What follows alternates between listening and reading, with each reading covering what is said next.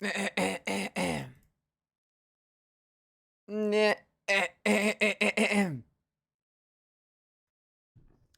up?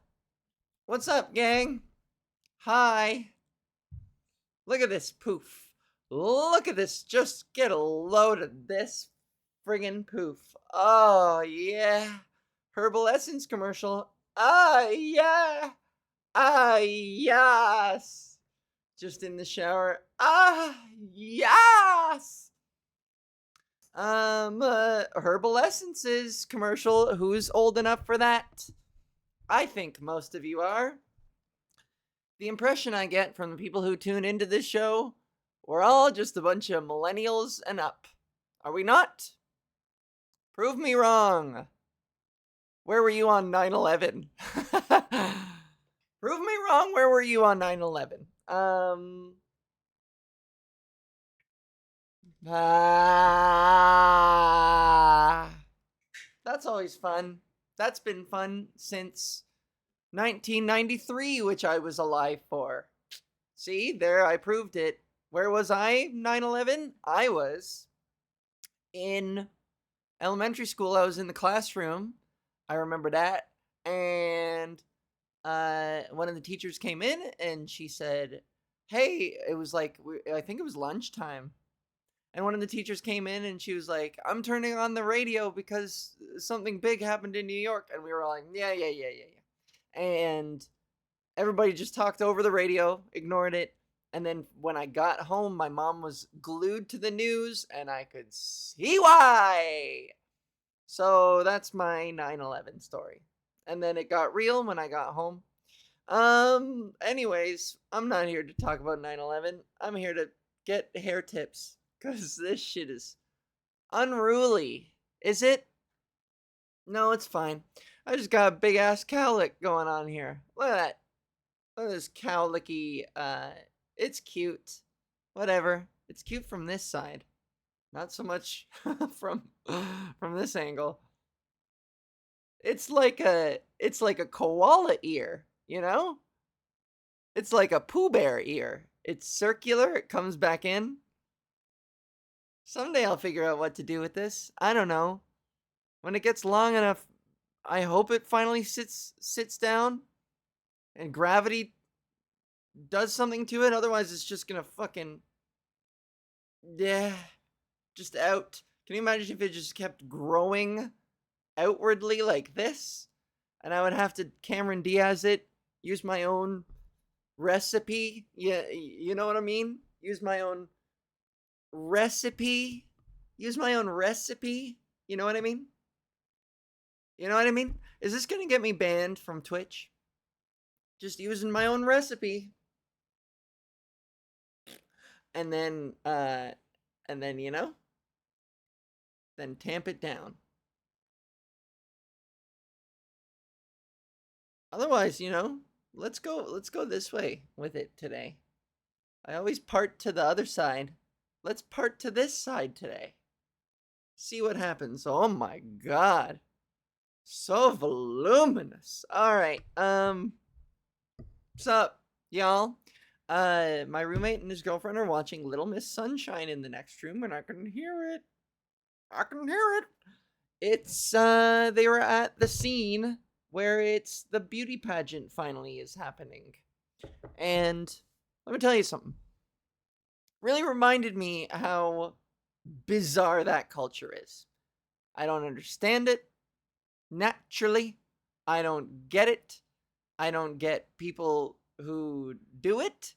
Hi, Winter. Hi. It looks like it's just you and me. Me and you. When my sister got married, my sister sent out like the RSVPs with the menu choice, and it was spelt like the two. It was two letters on top of two letters, like MENU. You know.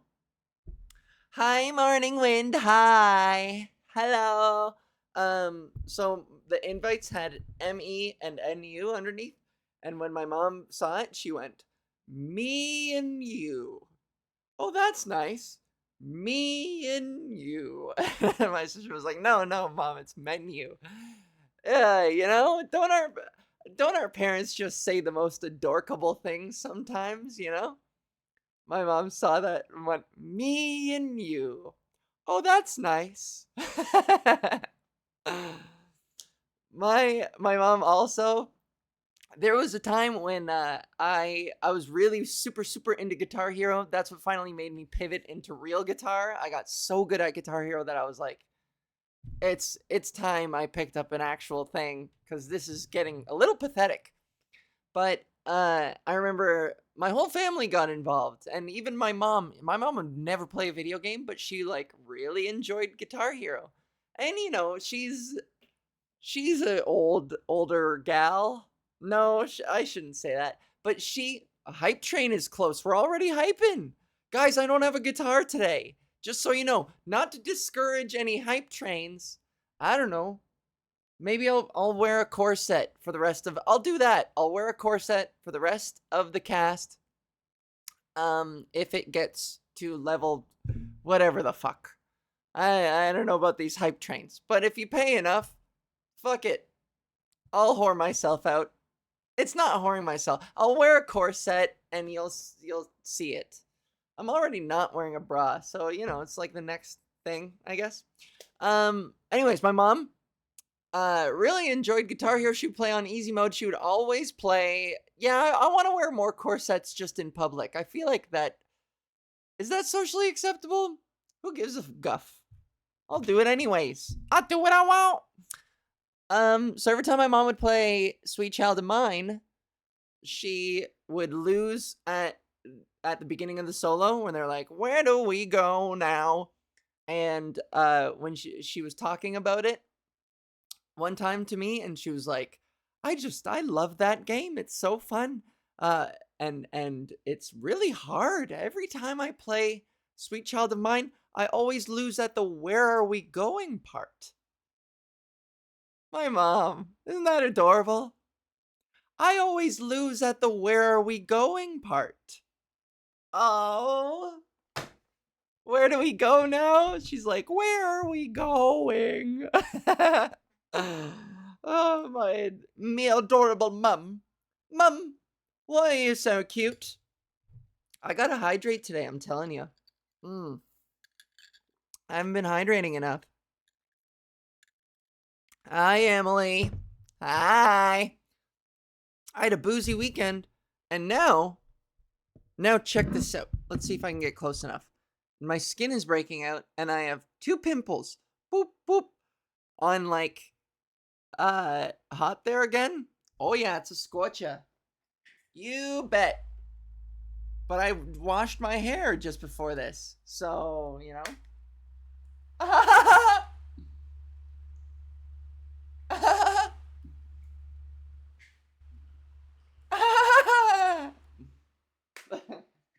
um, somebody gif that, gif it, clip it, gif it. I don't know.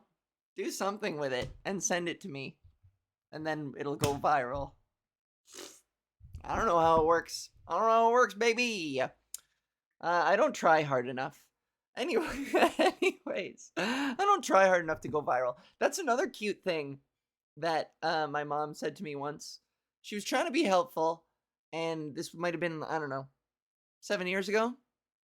And I was complaining about, you know, the struggle of the artist. And she was like, you know what you should do? You should do a viral video. And I was like, oh, Mom, I hadn't thought of that.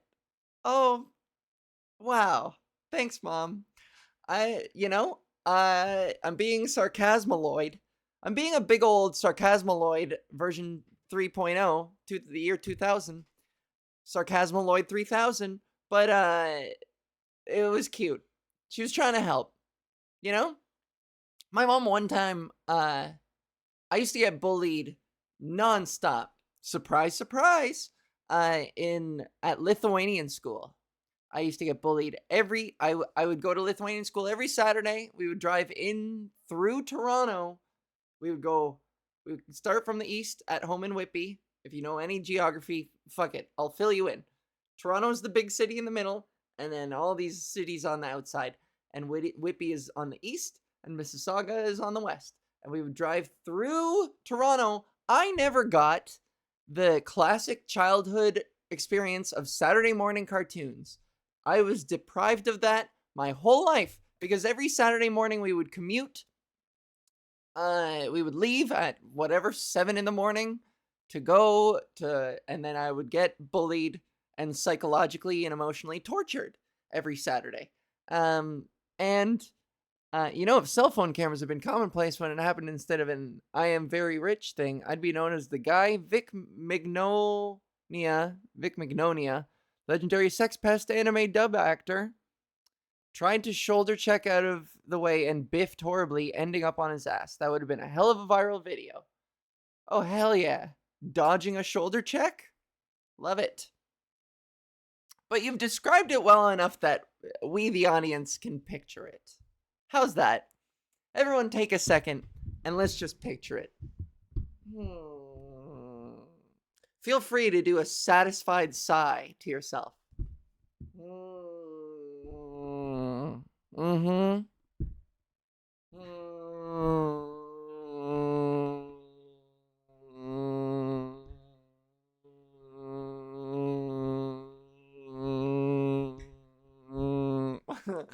I wanted to see those levels. A moment with Val's biggest fan. Oh, you did clip it. Cool.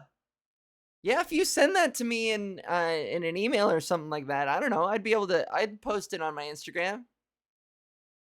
Share it on my Instagram. Put it in a reel just to see if I could drive some traffic. How's that? That won't go viral, but like it might, encourage some people to tune in. Anyways, my mom, God bless her, she, one day I came home, one day I stepped back into the car when my mom picked me up from Lithuanian school, and it was a particularly hard day, and Vic McNugget is a pretty small guy. I've been incredibly wide since I was 15. I didn't dodge out of the way. He ran into me and fell on his ass. Brick wall, leather jacket bear. So anyways, I got in the car and I just broke down and I started crying my eyes out about just these fucking pricks. And my mom was livid. My mom went into defensive mama bear mode and she was like, "Tell me their names. Give me their names." And I was like, "Mom, no, don't do anything. It's fine. I'll figure it out." She was like, "Give me their names now." And I told her who was responsible. And she disappeared. She stepped out of the car and stormed off. She was gone for 10 minutes. And then she came back and she was like, "I took care of it." And that's pretty much where it stopped. And I felt a small sense of dread, justifiably, because that week, the next week when I came back, I got bullied way more. They were like, "Oh, are you crying in your car? You got to get your mom to come defend you." Apparently, my mom went up to them and like cornered them and was like, "Hey, if you make my kid fucking cry one more time, just watch it." It was like an empty threat. She was like, "You better not be bullying my kid. My kid is the best." Nobody bullies my kid but me. Pretty much. But yeah, so it just got worse. And I don't resent my mom for it. At the time when I was young, I kind of did. I was like, "Oh no, now I just look like such a coward." But in retrospect, you grow, you mature, you look back fondly on these situations, and you're like, she only ever wanted to help. She only ever wanted what's best for me. And like, I just think, look at me now. I've outgrown it, I think. Sometimes sometimes I do have nightmares that I'm like, I'm taking some kind of an adult course with those bullies and they're still being mean to me, and I still want in my soul and in my heart, I want them to like me, and even in my dream, I'm trying to like act cool more. I don't know, trying to live up to. So the scars are still there. Anyways, enough about scars. What other fun things have my parents said and done that's like boomer style, you know? Oh, this is a good one. One time, my sister tells this story. She and my mom would text late at night sometimes, and my mom would be watching the news, and they would chat casually, and uh, and sometimes my mom would, in apropos of nothing, with no context, she would tell you, she would just sort of say what was on the news to my sister, and so one night my sister was in the middle of signing off, and she was like, "Okay, I'm gonna go to bed. I love you, mom. Bye." And my mom responded, she said, "Husky ate a baby, bye." No punctuation, nothing, just Husky ate a baby, bye. Husky ate a baby, bye. One sentence. Um, like she wanted to like get one last piece of news that she saw on TV to my sister. I guess she was already typing it and then saw and then said bye.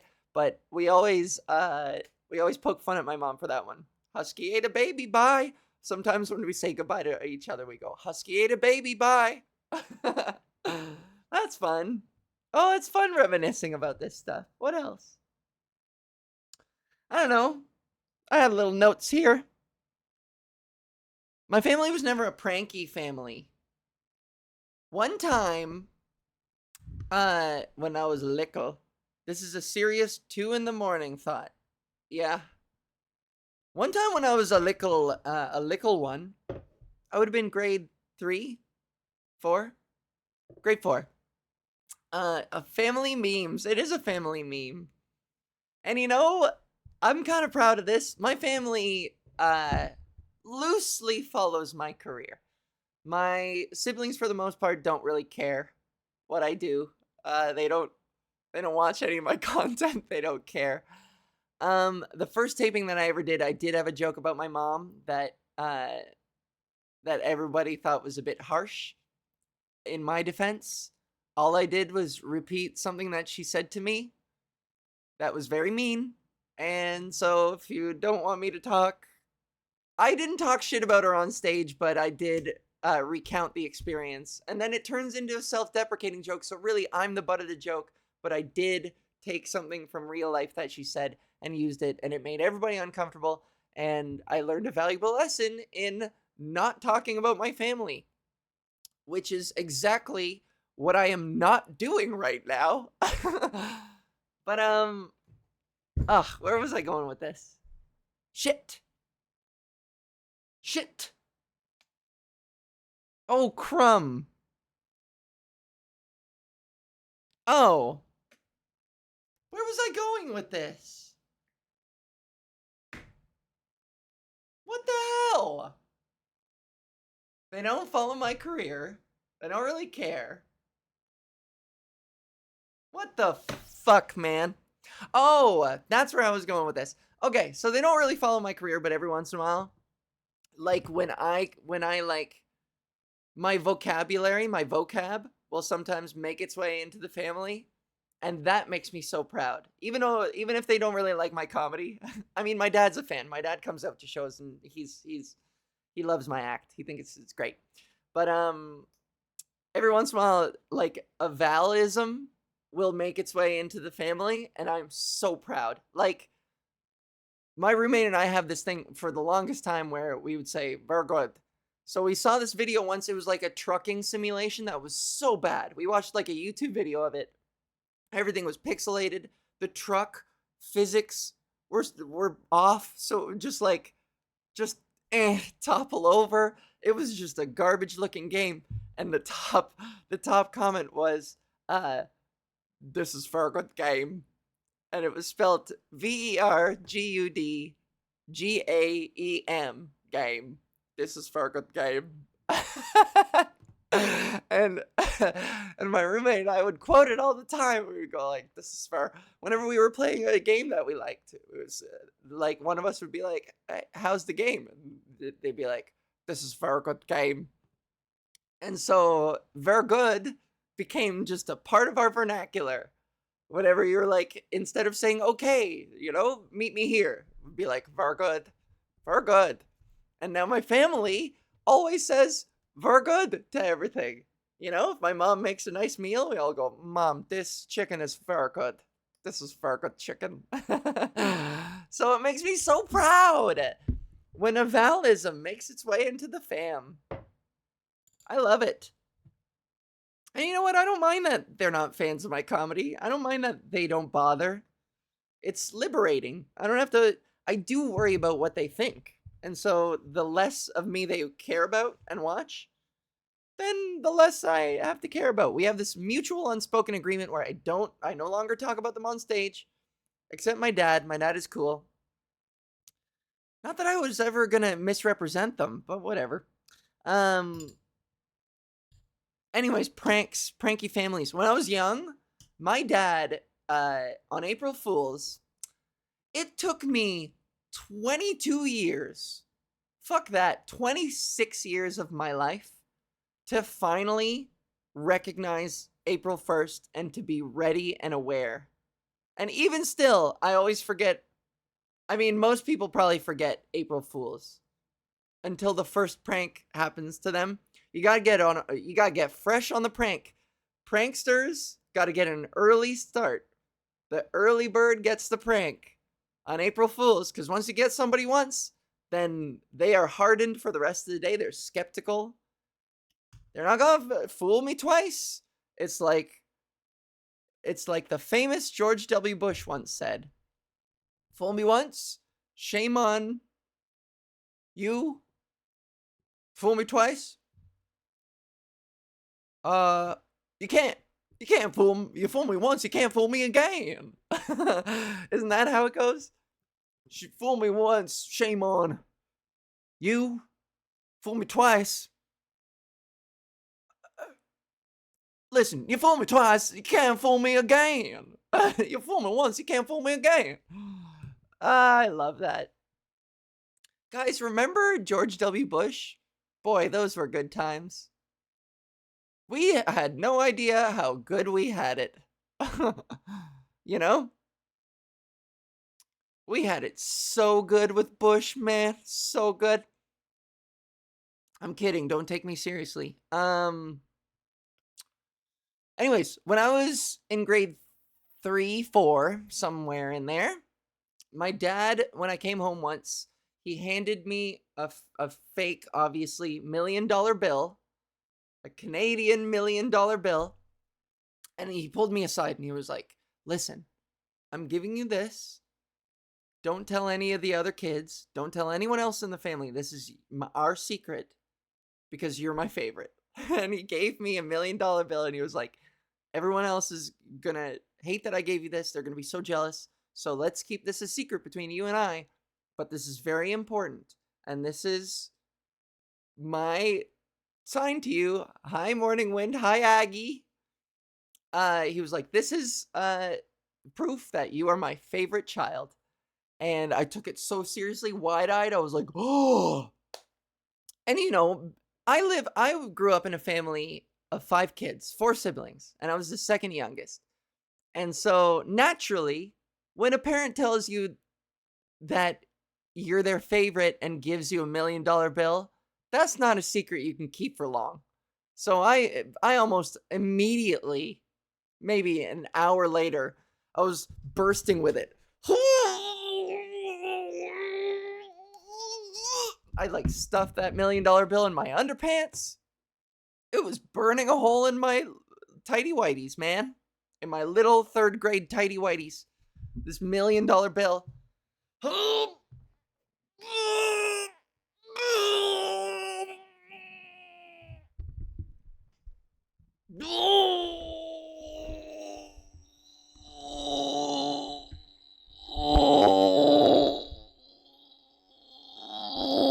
You know? Bursting with it. Whew. I'm lightheaded from that.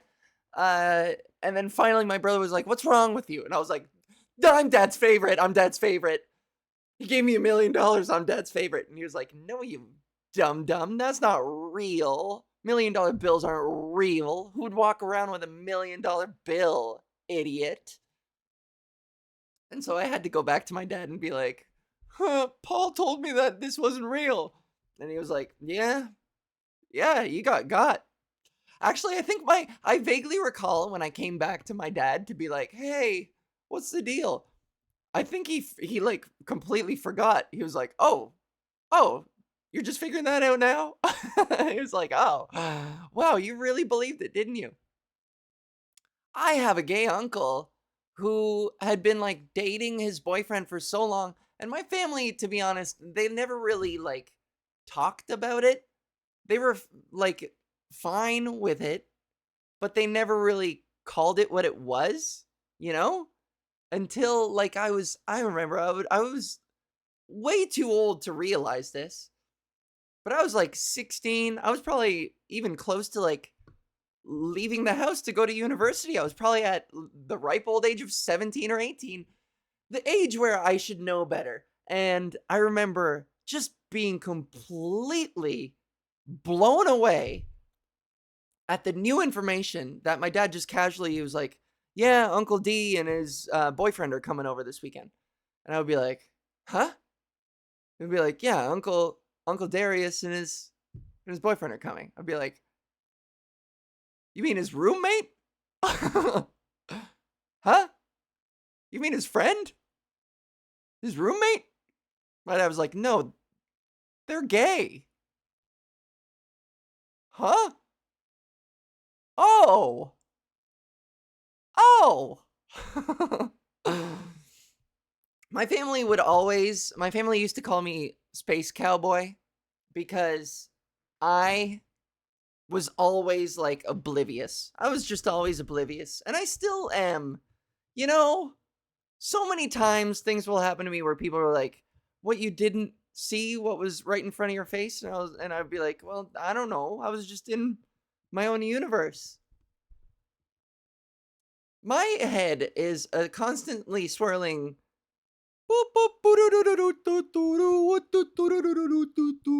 There's a bear on a unicycle rolling around, and there's a guy with a whip.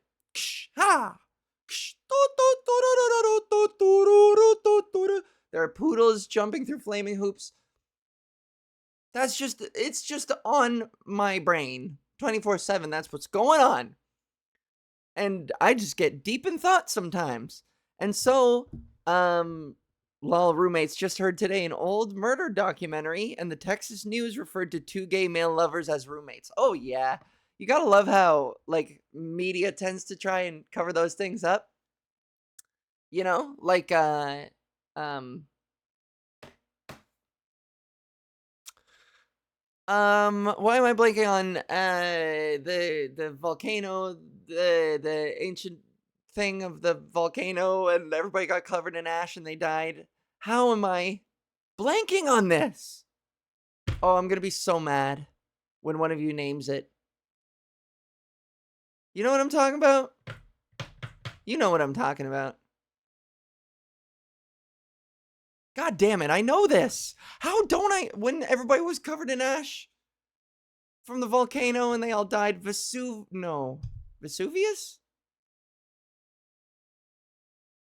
The city, the famous city. Yeah, that's what anyways. Pompeii. That's it. Yeah, Pompeii. And then, there would be like they would find sort of like the fossilized remains of two male skeletons like embracing each other. And then they would always be like, and here we see two roommates in a dying embrace with each other. You could tell they were roommates by the way they were hugging each other so tightly. Ah, yes. Such is the display of a relationship so profoundly rooted in cohabitating and nothing more. These are just two of the most roomiest roommates that ever shared a room. Look at how close they were. I guess when you share a room, naturally you would share a bed. You would share a nice tight hug while your whole world is collapsing. When faced with your imminent death, who who better to hug and embrace in your dying moments than your roommate? Old reliable roommates. Um Yeah. Anyways, I'm just so oblivious. We would, this happened on multiple occasions where our family would be packed into, saw a serial killer doc last night. One serial killer killed a bunch of cis women and one trans girl, and the documentary just said it was a man in a dress. Oh, yeah, they love doing that shit. They love doing that shit. I mean, I feel like things are probably gonna change soon. But you know, especially old documentaries, yeah, it was always like the guy murdered 10 women and one transvestite, or like they would just say the shitty thing. We all know the shitty thing. They would say it. Um, God, if I look at me now, you know, if I got, knock on wood, heaven forbid, if I get murdered and they're like, Val Unleashed, male 35 was murdered, blood all over his corset and skirt. Be like, fuck off with that shit, you know. Anyways, we would drive back to the thing I wanted to say. This one was pretty new. Yeah, see, they should know better.